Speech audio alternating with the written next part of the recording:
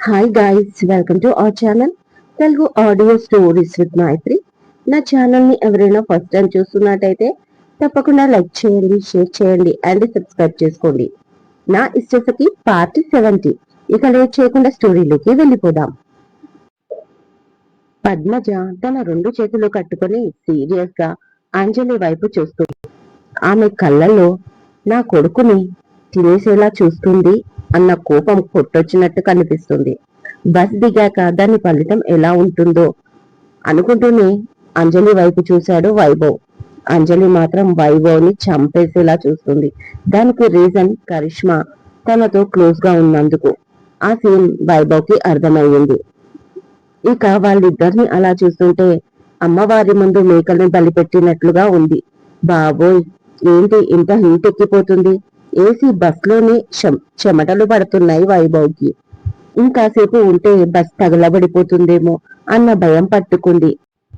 అంతలా వేడి పెరిగిపోయింది అతని శరీరంలో. ఎవరు తగ్గేలా లేరు. ఇక దేవా అన్నయ్య కాళ్ళు పట్టుకోవాలా ఏంటి?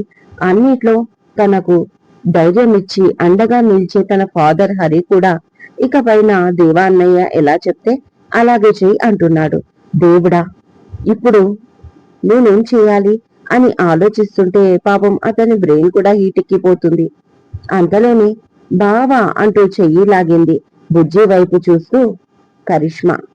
అప్పటి వరకు కరిష్మాని చూసిన అతను కామ్గా ఫోన్లో తలదూర్చాడు. చాలా కోపం వచ్చింది కరిష్మాకి. రాక్షసుడు అని మనసులో తిట్టుకొని వైభవ్తో ఓవర్ యాక్షన్ చేయడం మొదలుపెట్టింది. బుజ్జి అన్నీ వింటున్నా విననట్టే కూర్చున్నాడు బస్లో.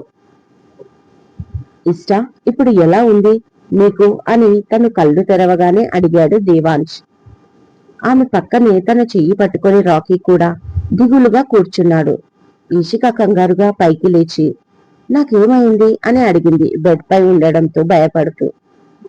దేవ్ ఏదో అనే లోపల అక్క, నువ్వెప్పటిలాగే ఈరోజు కూడా నా హెల్త్ విషయంలో చాలా టెన్షన్ పడ్డావు. కాకపోతే ఎప్పుడు ఒక రోజంతా దిగులుగా ఉండి తిండి మానేసేదానివి ఏడుస్తూ. కానీ ఇవాళ మాత్రం కళ్ళు తిరిగి పడిపోయావు. నిన్ను అలా చూసి నేను చాలా భయపడ్డాను. నేను మాత్రమే కాదు, బావ కూడా. నువ్వు ఎందుకు ఇంతలా భయపడుతున్నావు? నాకేమీ కాదు. మనల్ని చూసుకోవడానికి ఇప్పుడు బావ ఉన్నాడు కదా అంటూ ఈషికాకి నచ్చ చెప్తున్నాడు రాకీ తన రెండు చేతులతో ఈషిక చెంపలపై పెట్టి బుజ్జగిస్తూ. అప్పటికే వాడి కళ్ళలోంచి కన్నీళ్లు చెంపలపై జారడంతో వెంటనే ఈషిక వాణ్ణి దగ్గరికి తీసుకొని హత్తుకొని ఏడుస్తుంది. రాకీ చెకప్ అయ్యాక దేవాంశ్ వాడి ఆపరేషన్ గురించి తనకి చెప్పగానే టెన్షన్ వచ్చేసి కళ్ళు తిరిగడం గుర్తుకొచ్చింది ఈషికాకి. ఇప్పుడు నువ్వు ఎందుకు ఏడుస్తున్నావు అని సీరియస్ గా అడిగాడు దేవాంశ్ ఆమెని. ఆమె అతని ముందు అలా ఏడవడం అతనికి అసలు నచ్చడం లేదు. ఈషిక ఏ సమాధానం చెప్పక అలాగే కూర్చుండిపోయింది. వాళ్ళని విడదీసి, రాకీ, నీ అక్క భయపడి స్పృహ తప్పలేదు. తను మార్నింగ్ టిఫిన్ చేయలేదు, అందుకే స్పృహ తప్పింది అన్నాడు దేవాంశ్. ఐ నో బావా, హాస్పిటల్ కి వెళ్ళిన ప్రతిసారి ఆ రోజు భోజనం చెయ్యదు. నైట్ కి నేనే అక్కకి బుజ్జగించి తినిపిస్తాను అన్నాడు తనకు తెలిసిన విషయం రాకీ. దాంతో వాణ్ణి దగ్గరికి తీసుకొని, నువ్వు ఇలా భయపడడం ఏం బాలేదు.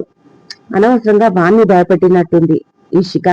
అన్ని విషయాలలో బాధ్యతగా ఉంటావు. ఇప్పుడేమైంది ఆ బాధ్యత అని కోపంగా అడిగాడు. ఇక ఈషిక మళ్ళీ సైలెంట్ గానే ఉండిపోయింది. ఏం చెప్పాలో తెలియలేదు. అలాగే కూర్చొని చేతుల చుట్టూ రెండు చేతులు చుట్టుకొని ఆలోచిస్తూ ఉంది.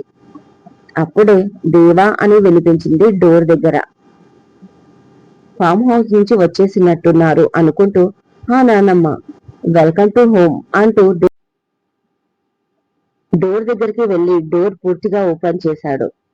నాకు వెల్కమ్ తర్వాత చెప్పు, ముందు ఇషికాకు ఏమైంది చెప్పు అని నవ్వుతూ అడిగింది. ఆమె ఇంటెన్షన్ అర్థం చేసుకున్న దేవాంశ్, అయ్యో నానమ్మ, మీరు ఎక్కువ ఊహించుకుంటున్నారు, అంత సీన్ లేదులే అని మనసులో అనుకుంటూ ఆమె చుట్టూ చెయ్యి వేసి మీరే అడగండి ఏం జరిగిందో అంటూ ఇషిక దగ్గరికి తీసుకెళ్లాడు. ఇషిక ఆమెను చూడగానే లేచి నుంచుంది. నో ఇషిక, నువ్వు రెస్ట్ తీసుకో అని ఆమె పక్కనే కూర్చొని ఏమైంది, ఎందుకు కళ్ళు తిరిగి పడిపోయావు అని అడిగింది వసుంధరాదేవి. అది అమ్మమ్మ గారు, నేను బాగానే ఉన్నాను. మార్నింగ్ సరిగ్గా బ్రేక్ఫాస్ట్ చెయ్యలేదు అనగానే, కాదమ్మమ్మ గారు, అక్క అసలు టిఫినే చేయలేదు అన్నాడు రాకీ. అవును, ఇప్పుడు లంచ్ టైం కూడా అయ్యింది. సో మేమిద్దరం కాసేపట్లో ఇక్కడే లంచ్ చేస్తాం. నువ్వు వెళ్ళి లంచ్ చేసి మెడిసిన్ వేసుకో, చాలా టైం అయింది అంటూ ఉమాని పిలిచి రాకీని పంపించేశాడు దేవాంశ్. రాకీ అటు వెళ్ళగానే, నెక్స్ట్ మంత్ రాకీకి సర్జరీ ఉంది, డాక్టర్ డిక్లేర్ చేశారు. దాంతో ఇషిక భయపడుతుంది అన్నాడు దేవాంశ్ సీరియస్ లుక్ తో ఇషికాని చూస్తూ. ఇషికాకి కూడా అర్థమైంది రాకీ ముందు తను ఏడవడం అతనికి నచ్చలేదని. ఇందులో ఇంత భయపడడానికి ఏముంది, వాడికున్న ప్రాబ్లం కి ఎలాగో ఆపరేషన్ జరగాల్సిందే కదా ఇషిక. అదే కదా మెయిన్ సొల్యూషన్ వాడి హెల్త్ కి. ఇంకా డాక్టర్ కూడా చెక్ చేసి పాజిటివ్ గానే చెప్పాడు. ఎలాంటి డౌట్ పెట్టలేదు. ఇంకేం కావాలి మనకు? ఆపరేషన్ లో కూడా ఎలాంటి కాంప్లికేషన్స్ లేవనే కదా. ఇంకెందుకు ఎలా భయపడుతుంది తను దేవ్ అని ఆమె అడగగానే, త్వరలో సర్జరీ జరుగుతున్నందుకు సంతోషించాలి ఇషిక, కానీ నువ్వు ఇలా భయపడితే ఎలా? పైగా వాడు నీ వల్ల దిగులుగా కనిపిస్తున్నాడు, లేకపోతే వాడు ఎప్పుడు ఉల్లాసంగా ఉత్సాహంగా ఉంటాడు.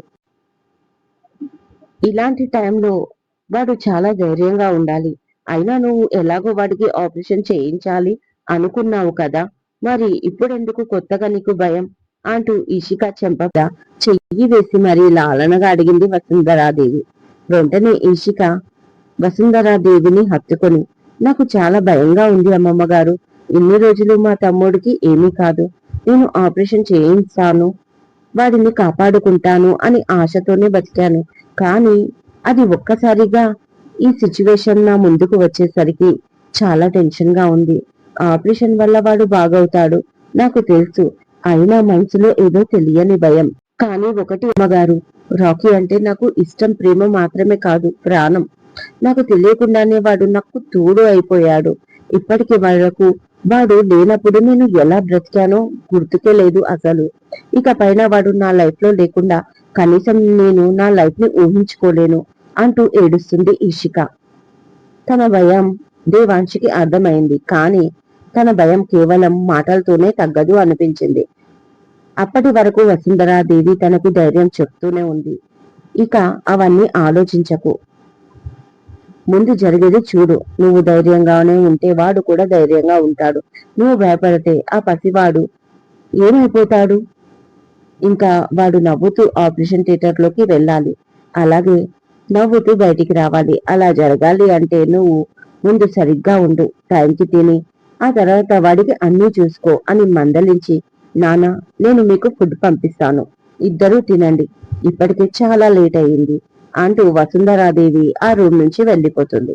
దేవాంశ్కి కాల్ రావడంతో మాట్లాడుతూ ఉంటాడు. ఈ లోపు రూమ్ కి ఫుడ్ వస్తుంది. ఈషిక ఫ్రెష్ అప్ అవ్వడానికి వెళ్తుంది వాష్రూమ్ కి. కాసేపటికి ఫ్రెష్ అప్ అయి బయటికి రాగానే దేవాంశ్ రూమ్ లో కనిపించడు. అయ్యో, ఈయన తినకుండా ఆఫీస్ కి వెళ్ళాడా ఏంటి? ఆల్రెడీ 2:30 అవుతుంది, ఇదంతా నా వల్లే అని తిట్టుకుంటూ దేవాంశ్కి కాల్ చేసింది ఈషిక.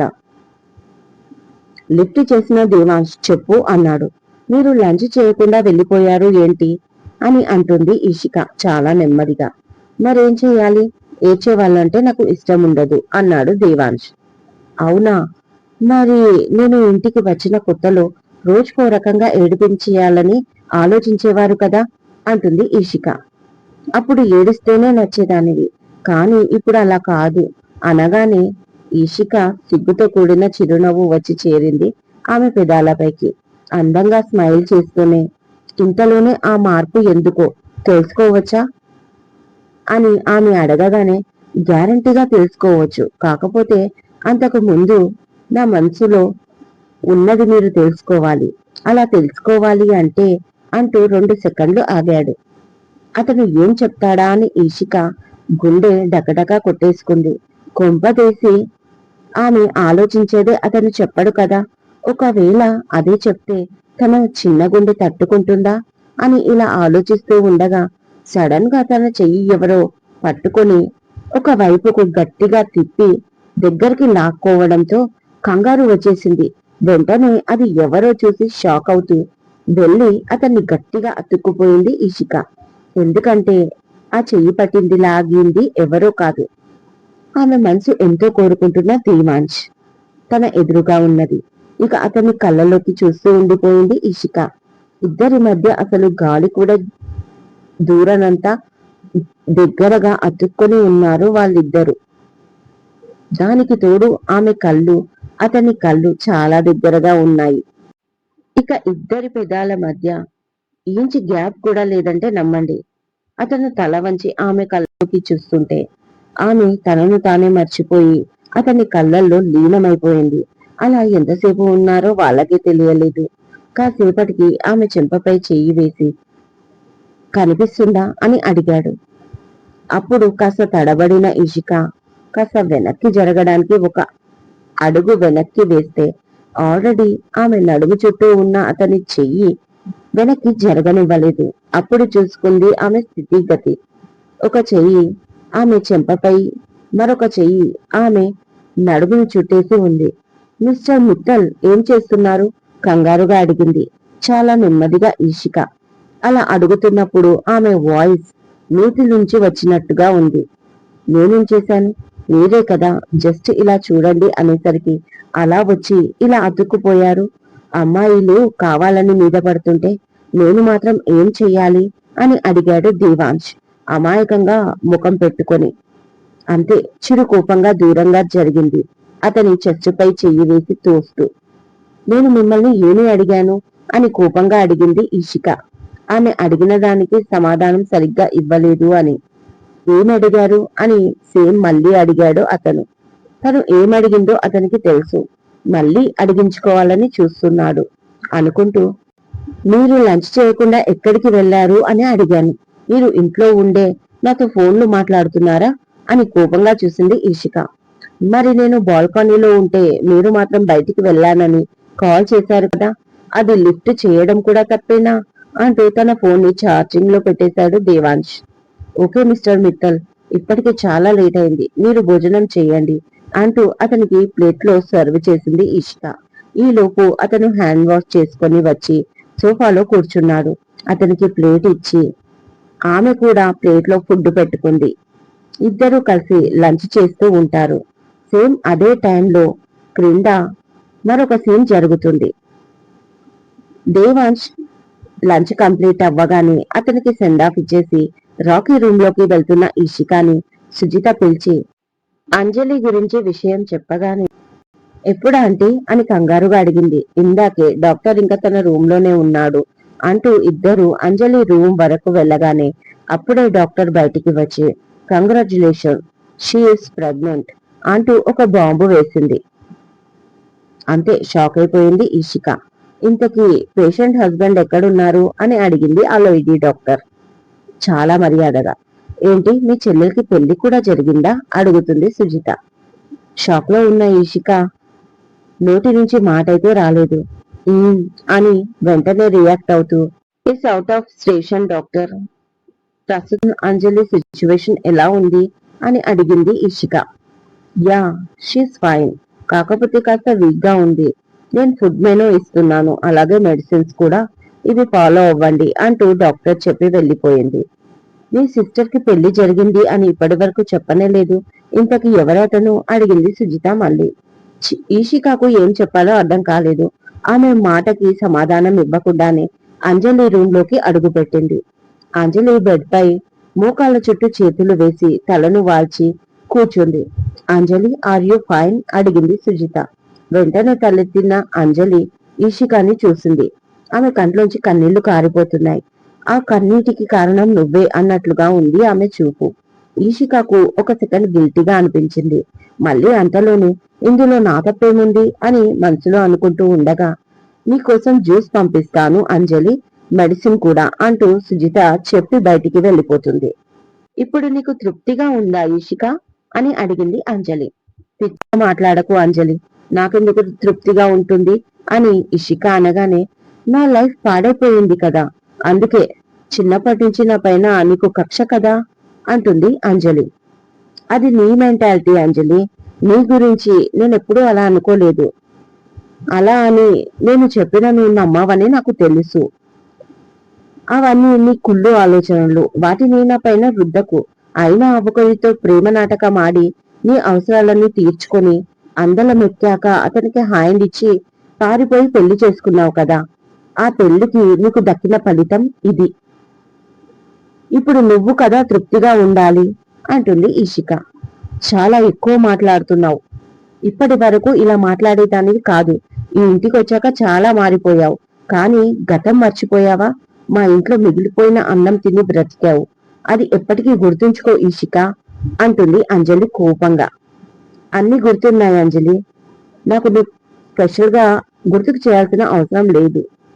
అన్ని గుర్తున్నాయి. నేను ఏది మర్చిపోలేదు. మామయ్య నా పైన ప్రేమ చూపించిన ప్రతిసారి నీకు నచ్చకపోవడం, దాంతో ఏదో ఒకటి తీసుకెళ్లి అత్తకి నా పైన లేనిపోనివి చెప్పడం, ఆమె కోపం మామయ్య పైన చూపిస్తూ నన్ను నానా మాటలు అనడం అన్ని గుర్తున్నాయి అంజలి. కరెక్టే, మీ ఇంట్లో మిగిలిపోయిన అన్నం తిన్నాను. కానీ ఆ ఇంట్లో ప్రతి పని చేసేదాన్ని పని మనిషిలాగే. అలా చేస్తూనే బ్రతికేశాను. అది కూడా నువ్వు గుర్తుంచుకో. ఊరికే నేను తినలేదు మీ ఇంట్లో మిగిలిపోయిన అన్నం. నేను నిన్ను చూసి ఓర్వను కదా. మరి నువ్వెందుకు వచ్చావు నేనుండే ప్లేస్ కి? ప్రస్తుతానికి ఇది నా ఇల్లు కదా. మరి నువ్వెందుకు ఉంటున్నావు ఇక్కడ అని నేను అడగలేదు కదా ఇప్పటి వరకు. ఇదే నీకు నాకు ఉన్న తేడా, అర్థమైందా అని ఇషిక అనగానే, యూ జస్ట్ షటప్. నేను ఇక్కడికి వచ్చింది వైభవ్ కోసం. నా భర్త వైభవ్ ని నీ హస్బెండ్ అనబడే దేవాంశు మిట్టల్ బెదిరించి భయపెట్టాడు నన్ను వదిలేయమని. అందుకే నా వైభవ్ నన్ను పట్టించుకోవడం లేదు అంటుంది అంజలి ఏడుస్తూ. అవునా, మీ రిలేషన్ అంత వీక్ గా ఉందా? మీది లవ్ మ్యారేజ్ కదా. ఒకరి మధ్య ఒకరికి అండర్స్టాండింగ్ ఇంతేనా? ఈ రిలేషన్ కోసమేనా నువ్వు పారిపోయి మరి పెళ్లి చేసుకుంది అని వెక్కిరిచ్చినట్టుగా అడిగింది ఇషిక ఈసారి. జస్ట్ షటప్ అంజలి అనగానే, యూ జస్ట్ షటప్. మరొకసారి ఇషిక అని పేరుతో పిలిచే ముందు నువ్వు ఎక్కడ నిలబడ్డావో గుర్తుకు పెట్టుకో. ప్రతిసారి నన్ను చిన్న చూపు చూడడమే నీకు సరిపోయింది. పారిపోయే టైంలో కూడా నన్ను ఏదో చేయాలనుకున్నావు. కానీ ఏం జరిగింది? అనవసరంగా నేను ఇక్కడికి వచ్చి పడ్డాను నీ వల్ల. నేను చాలా ప్రాబ్లమ్స్ ఫేస్ చేశాను. అన్నిటినీ తట్టుకొని నిలబడి నిలదొక్కున్నాను. పైగా నువ్వు నన్ను అంటున్నావా? ఈషిక చెల్లెల్ని అంటూ ఈ ఇంట్లోకి ఎంట్రీ ఇచ్చావు. అది కూడా నీ అవసరమే. నువ్వు చెప్పినట్లు వినకపోతే నా పైన కోపం వస్తుంది. ఆ తర్వాత నా పేరు నీకు గుర్తుకు వస్తుంది. అదే ఏదైనా అవసరమైతే అక్క, లేకపోతే ఈషిక, అంతే కదా. Okay fine. నువ్వెలా పిలిచినా మన మధ్య ఉన్న రిలేషన్ ఎలాగో బాగవ్వదు. కాబట్టి దాని గురించి వదిలేయి. నెక్స్ట్ ఏం చేద్దాం అనుకుంటున్నావు? వైభవ్ తో మాట్లాడతావా, లేక హరి అంకుల్ తో నన్ను మాట్లాడమంటావా అనగానే, వెయిట్ వెయిట్ వెయిట్, అసలు వైభవ్ తో ఎందుకు మాట్లాడాలి? నన్ను పట్టించుకోవడం లేదు కదా అంటుంది అంజలి. మరి బేబీ సంగతి? నువ్వు ప్రెగ్నెంట్ కదా. సింగిల్ పేరెంట్ గా తన బాధ్యత తీసుకుంటావా అని ఇషిక అనగానే, ఎక్స్క్యూజ్ మీ ఇషిక గారు, సింగిల్ పేరెంట్ గా నేను బాధ్యత తీసుకుంటానని నీకు చెప్పానా? Non sense. అలాంటి ఆలోచన నాకు లేదు. టుమారో హాస్పిటల్ కి వెళ్లి అబార్షన్ చేయించుకుంటాను. నాకొద్దు ఈ బేబీ అని అంజలి అనగానే షాక్ అయిపోయింది ఇషిక. నీకు పిచ్చా? అలా చేయడం చాలా పాపం తెలుసా అని ఇషిక అనగానే, నీలాంటి మిడిల్ క్లాస్ మెంటాలిటీ ఉన్న అమ్మాయిలకి అది ప్రాబ్లం. బట్ ఒక మోడల్ అయిన నాకు నా కెరీర్ కి అడ్డుగా ప్రెగ్నెన్సీ వస్తే అది ప్రాబ్లం గానే కనిపిస్తుంది. నాకు నీకు ఉన్న తేడా అదే అన్నమాట అంటుంది అంజలి. ఆల్ రైట్ అంజలి, ఒకవేళ వైభవ్ అతని పేరెంట్స్ నీ పెళ్లిని ఒప్పుకొని ఉంటే ఆ టైంలో ఈ ప్రెగ్నెన్సీ గురించి తెలిస్తే అప్పుడు నువ్వేం చేసేదానివి అని అడిగింది ఇషిక. అలాంటి సిచ్యువేషన్ లో అయితే కంపల్సరీ బేబీని ఇన్వైట్ చేసేదాన్ని. కానీ ఇప్పుడు నా వల్ల కాదు.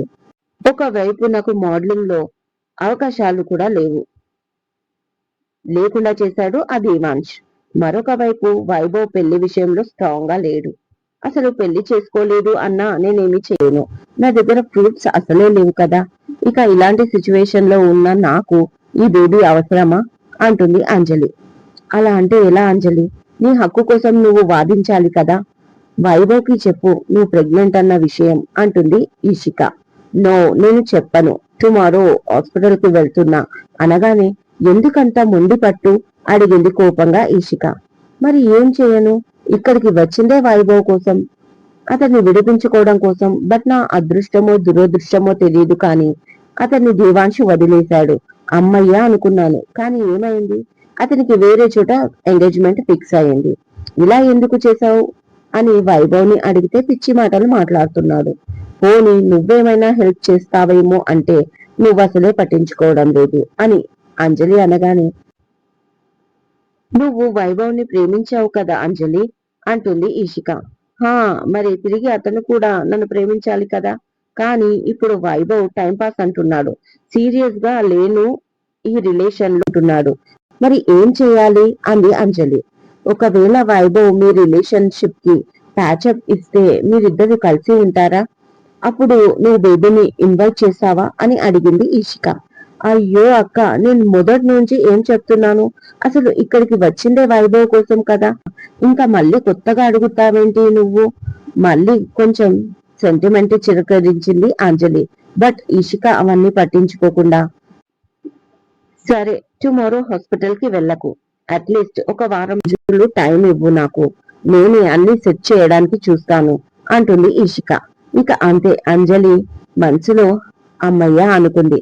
మొత్తానికి ఈ బ్లాక్ మెయిలింగ్ బాగానే పనికి వచ్చింది. ఈ ఈషిక కూడా దారికి వచ్చింది. చాలురా దేవుడా అనుకుంటూ పైకి మాత్రం, అంతే అంటావా అక్క? ఓకే, నువ్వు అడుగుతున్నావు కాబట్టి ఈసారికి ఒప్పుకుంటున్నాను అంటుంది అంజలి. ఇదండి ఇవాళటి ఎపిసోడ్. ఈ ఎపిసోడ్ మీకు నచ్చినట్టు అయితే నాకు కామెంట్ లో చెప్పండి. అలాగే లైక్ చేయండి, షేర్ చేయండి, హైప్ ఇవ్వండి, సబ్స్క్రైబ్ చేసుకోండి నా ఛానల్ ని. మరొక మంచి ఎపిసోడ్ తో మీ ముందు ఉంటాను. మైత్రి.